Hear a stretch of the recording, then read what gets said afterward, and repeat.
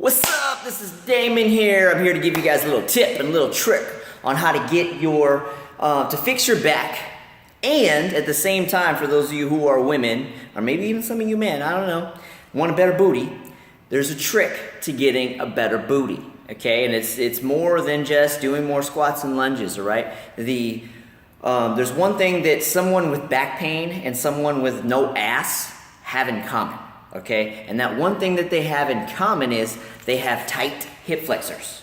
Okay, you have a little muscle here that runs from your thigh bone basically straight into your spine. Okay, it attaches to the last few or a few of your lumbar on your spine. Okay, when these bad boys are tight, it tilts your pelvis forward and compresses your spine, and it literally tweaks your back, pulls on your back. Instant back pain. So if you know anybody that has back pain, has back issues, it's because they have tight ass hip flexors. Now the hip flexors are getting tight because we sit all day long. We all have desk jobs, we all watch TV, we all hang out and chill, and what ends up happening is, sorry, I'm getting a phone call. What ends up happening is when you sit for extended periods of time, they tighten up to that position, but whenever you stand up, they're still locked, they're still tight. So what happens is you get the pelvic tilt, and then you get a compressed back, and then on top of that, okay, for those of you that want booty and that have no booty right now, what happens is the way the human body works, there's this thing called reciprocal inhibition. You don't even need to remember that fucking word, all right? All you need to know is when one muscle is tight, the opposing muscle is turned off or inhibited, okay? So for example, when you have tight hip flexor, okay, which is responsible for this, okay, flexes the hip. When you have a tight hip flexor, it basically deactivates or limits the activation of your glutes, which are responsible for that, right? So for those of you with the flat ass, this is why you got a flat ass, okay? Your flexors are too tight.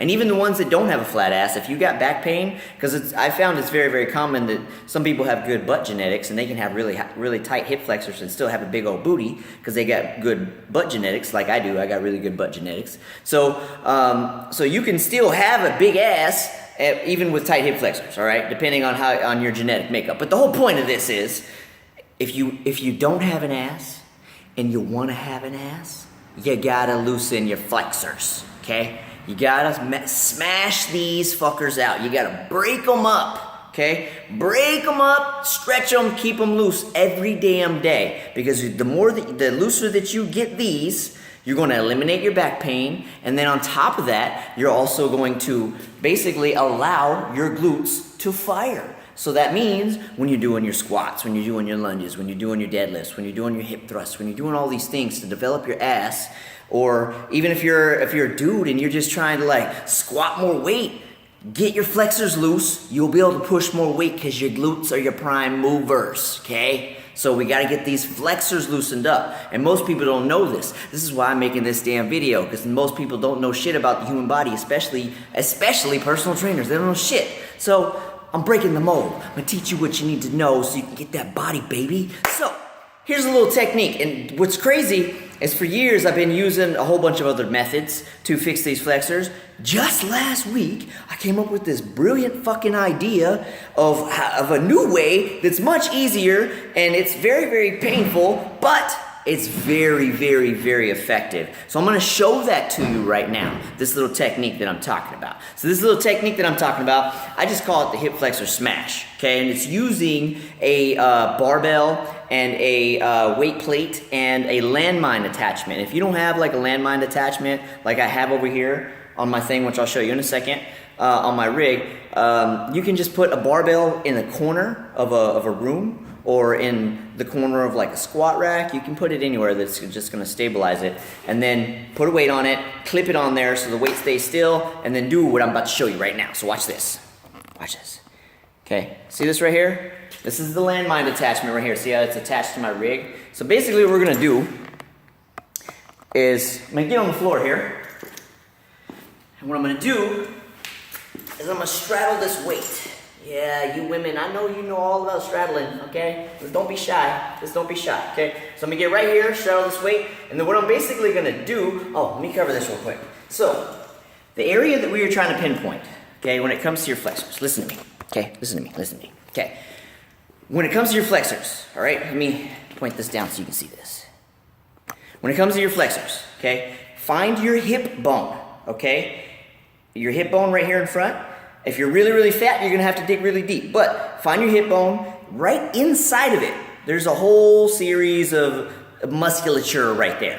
This is the area, and for some of you, this is probably gonna be like hard as a rock because your shit is so tight. So it's probably gonna be lumpy and like all knotted up. That's what we're smashing, okay? This is what we're doing with the hip flexor smash. We're smashing that shit out, breaking it up so that way your flexors can go to their proper position, and then your back can get released, and then your glutes can start firing, right? So you're gonna find the hip bone, you're going inside of it, okay? And when we're rolling this, I want you to roll down as low as you can, and then roll up even all the way up to where the belly button is, okay? And then just back down. I wanna make sure we get all of your flexor, okay? So when we're doing this, here's how it works. And it's really simple. Watch this.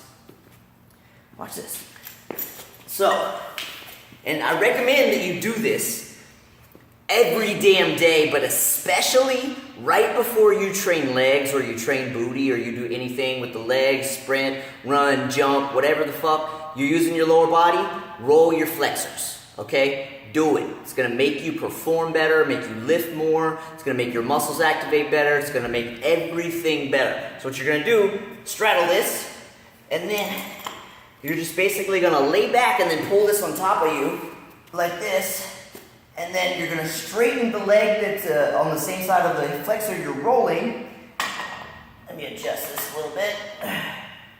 And then all you're gonna do, one hand here, one hand on the wheel, okay? And then you're just gonna roll. Woo! Oh, I got one right there, I got a knot right there, holy shit.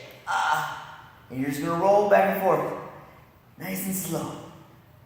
And when you find a spot that hurts, like this does right here, oh my God, you're gonna stay on this and stay on there until this thing is smashed out until it goes away. And you may need to kind of wiggle it around a little bit, but you want to do this for a few minutes. I mean, you could even take your ass a half an hour each side, depending on how tight you are, but at least a good 2 to 5 minutes each side, okay? So that's the little flexor smash. So that's how it's done. So this is my little technique that I created that I wanted to share with you because it's fucking awesome and it works like a charm and I'm so excited about it. And I know this is gonna change the booties around America and change the back pain around America. So I wanted to share that with you. So there's your lesson for today, and you are welcome.